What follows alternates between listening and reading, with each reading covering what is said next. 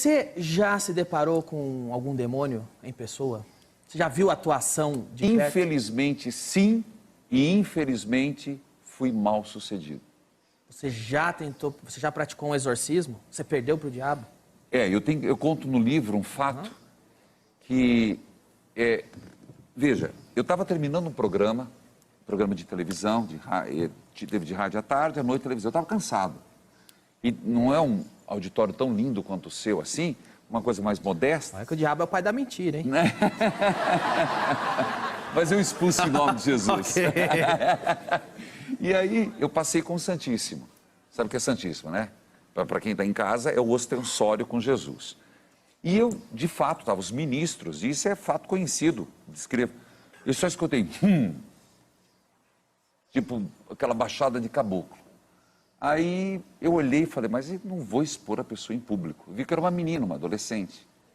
Fui até, terminei a bênção, mas pedi para o ministro. Dentro da igreja? Embaixo da igreja, onde eu tenho um estúdio. Ok. Aí eu falei, pede para esperar. Aí estava ela, o pai, supostamente o pai e a mãe. Quando terminou tudo, eu convidei para uma capela lateral, que não é igreja, mas é uma capela com o Santíssimo.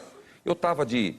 Eu posso pegar os instrumentos? Claro, traz aqui, Juliano. É importante, porque é o momento que a gente tem que explicar. Claro. Muito obrigado. Tá aqui, pode pôr aqui. Essa água aqui não é benta, não, viu? Não, não é benta. Não. É água. Você sabe que ultimamente você tem que cuidar com a água benta, eu benzo no rádio. Não deixa cair no celular, que está queimando. Ah, é? É, porque tem celular que não geme, que não toca, geme. Que tem o gemidão do WhatsApp, né? É verdade. Cai água benta naquele negócio da piroca lá, é perigoso. É. Ok. Então, a cruz, essa aqui é uma cruz de Jerusalém, que inclusive é do lenho de Cristo, não o original, mas a madeira. O diabo teme objetos? Teme, é um dos elementos. Porque a Bíblia não fala que a fé ela é invisível, não é nada que se possa tocar. O diabo teme objetos? Ele teme o sinal do crucificado. O que representa? Aquilo que representa.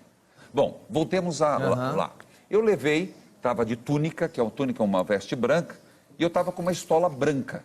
E no exorcismo, que eu faço questão de colocar no livro, o ritual ipsis litteris, que não pode ser feito por leigo. Mas, padre, o senhor foi contraditório.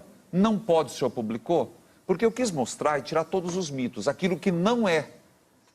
Apesar que nenhum leigo pode fazer exorcismo, nem eu. Você é leigo em exorcismo? Em exorcismo, porque eu não tenho documento. Eu vou te explicar. Existe um workshop de exorcismo? Tem. Eu não sou padre, eu posso fazer workshop e virar um exorcista? Não, porque você não tem o poder de perdoar os pecados em nome da igreja. Então é uma premissa. Bom, naquele momento, chamei a menina e comecei a rezar. Impus as mãos e comecei a rezar. A moça, a adolescente, ela caiu no chão. Ela era baixinha, troncudinha, mas nós estávamos em 4. E eu, relativamente, sou forte.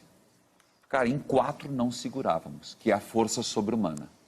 Aí, calma, eu sei que... Eu já vi isso com minha prima, por isso que eu tô fazendo assim. Ah, tá, eu achei que você ia questionar. Não, eu já vi com minha prima muito fraca na rua e tal, e veio 6 enfermeiros, e ela derrubou 6 enfermeiros. E aí?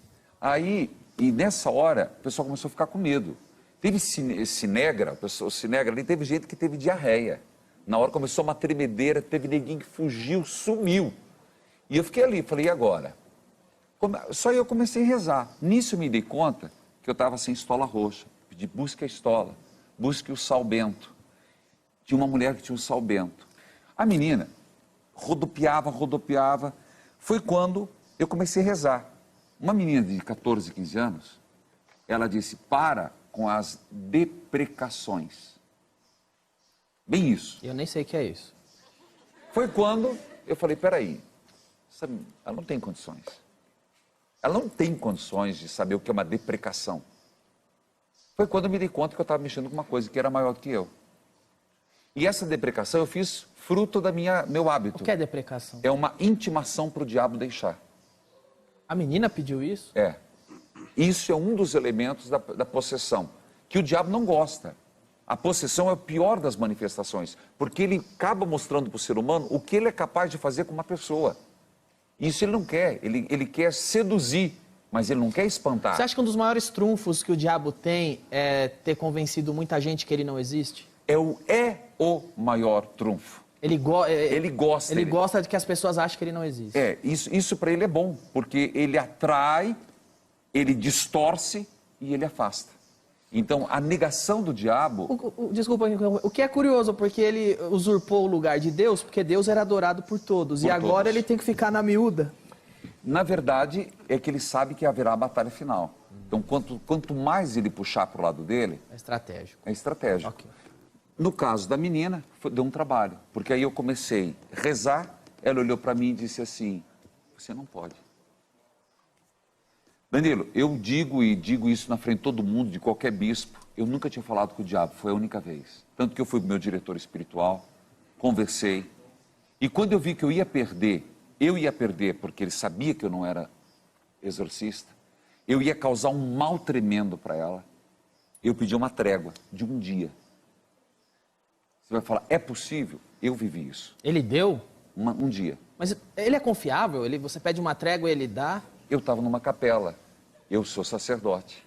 Para resumir a história, levou vários dias, foi para 1 mês, 2 meses, a 6 meses, foi quando o exorcista conseguiu tirar o diabo. Na verdade, o problema não era ela, era a mãe, que estava do lado. A mãe, para ficar com o namorado, o amante, ofereceu a filha ao diabo. Estou te falando, e isso é um fato que pode ser confirmado pelo exorcista que me acompanhou.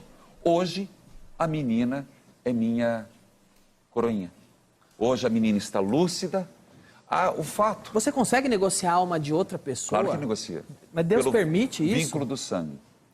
Existe um fato que você vai me perguntar, e eu sabia que você ia perguntar. Por que Deus permite?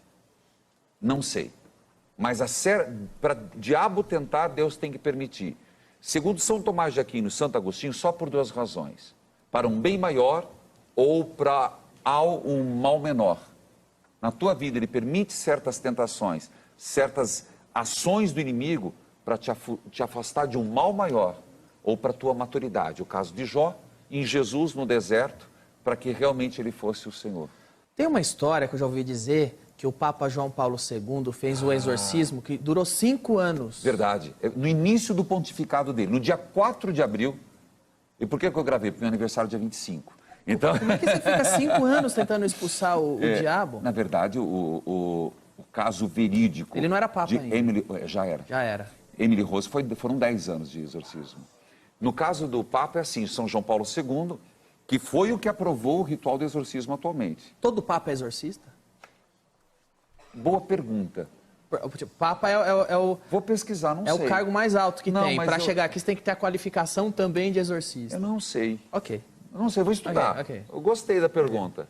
Estudei tudo, mas essa parte não fui curioso. Peguei ele. Pegou. Beleza. Fala! Gostei. Mas e aí?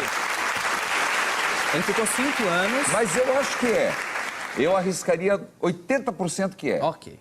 Não vou 100%, caiu... 5 anos para expulsar um demônio. Ele estava numa audiência pública, ali onde tem a Praça de Berlim, né? E ele viu uma mulher chegar e contar que ela estava se batendo.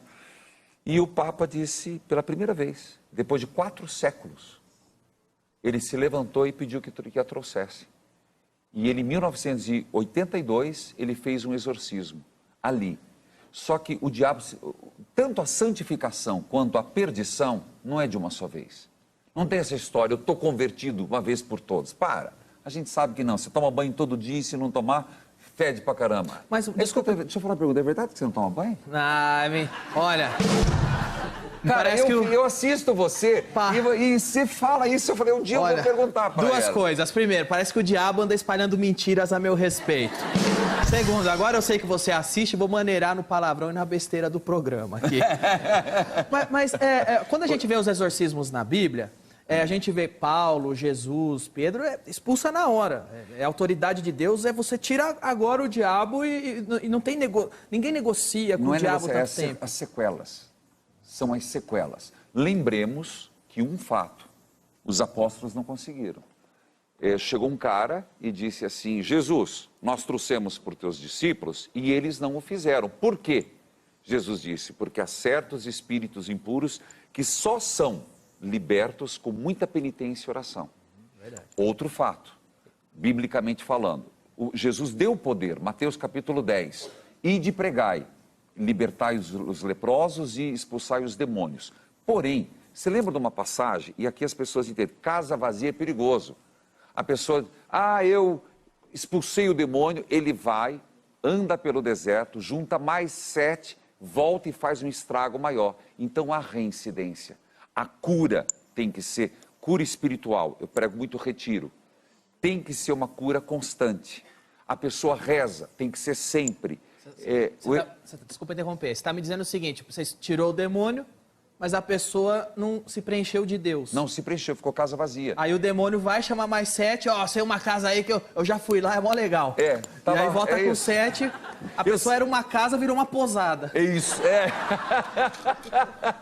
Isso é ótimo. Aliás, eu me lembro da passagem. Gostei dessa. Eu me lembro da passagem da Bíblia que Jesus expulsa os demônios e manda ir pro porco. O porco se joga no porcos, é verdade. Era uma legião ali, legião não é? de porcos, que era do lado dos gadarenos, que era o porco sempre foi visto por judeu como alimento impuro. Então, o exorcismo existe e existem alguns padres que recebem essa faculdade, que é assinada pelo bispo. E o demônio sabe disso. Mas nós temos armas muito maiores. Armas que nos fazem enfrentar. Eu não tenho medo do diabo. Sinceramente, eu não tenho medo. Mas eu procuro rezar, comungar, procuro ler a palavra de Deus. Uma pessoa que está em Deus não precisa ter medo. Agora, gente, quem está vazio, quem anda batendo de porta em porta, igual o cachorro cai de mudança, primeira porta que entra, aberta entra, cuidado. Isso aí se torna uma presa fácil, uma isca fácil para perder.